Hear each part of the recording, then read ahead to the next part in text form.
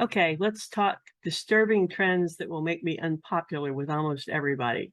I am seeing a lot of people with for-profit businesses, very nice, respectable, good for-profit businesses that are thinking about starting a nonprofit entity as a side gig to do a number of things. First, they may have a bunch of material that they give out free to the public as a lead magnet, a way to attract people to their website, to introduce themselves to clients and potential customers, and let them get to know what your values are.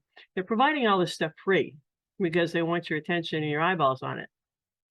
What these people are proposing is that they create a nonprofit entity, a 501c3 charity, and use that to participate in the charity fundraising programs that Google runs, where they give you a grant of like $10,000 to run Google ads to advertise your charity, get the word out that way.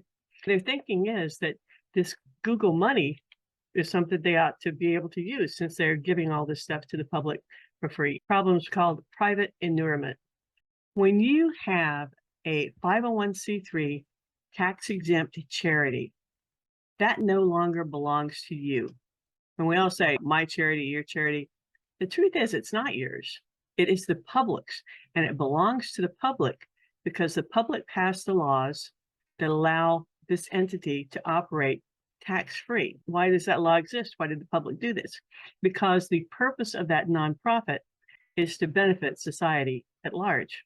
That's why the group doesn't have to pay taxes, because they're public benefit. So private inurement says you cannot use this tax-exempt entity to benefit just one person or a couple of people. And that's what this is. All right. Now, the theory is that I'm giving this stuff away anyway for free. Why not just give it away for free as part of a nonprofit? And I can use the Google grant for advertising to run some ads and pass all this great information on to the public. Noble sentiment, except that the material is normally branded. You're listed as the creator of it. There's some reference to your for-profit entity. And really, when you get down to it, what you're trying to do is use charity assets, this Google grant, to drive business to this organization, and people will say, oh, tell me more. And they'll end up over at your for-profit site. Just not cool, just not kosher. You can't do that. But I see a lot of people doing it. Now, if you want to do this, and if you truly just like a good soul who wants to help the public with these free materials, take your name off it, create a 501c3, manage all that sort of stuff, apply, get your letter of determination from the IRS, put in a separate board of directors that's completely independent from you, and unbrand the whole thing. No trace of you on it. Then it's out there in the public. Is that what you intended to accomplish? Probably not. And I'm not going to fault you for it because you don't know any better, right? You don't know the law. You're not probably familiar with 501c3 and private inurement. It's just some cool technique that somebody's explained to you and you decided to check it out. Look, don't do it. If you want to do it the way I've described, create a separate board, a separate entity, be completely hands-off. Transfer the copyright of all this material to that organization, take your name off of it, and have no connection with it. Then turn it loose in the world. You can, with a clear conscience, provide all that great information to the public and not run afoul of private inurement. Now, what happens if you don't do it that way and you get caught? The IRS will revoke the 501c3 determination from the group, from the charitable group. There'll no longer be a tax-exempt entity.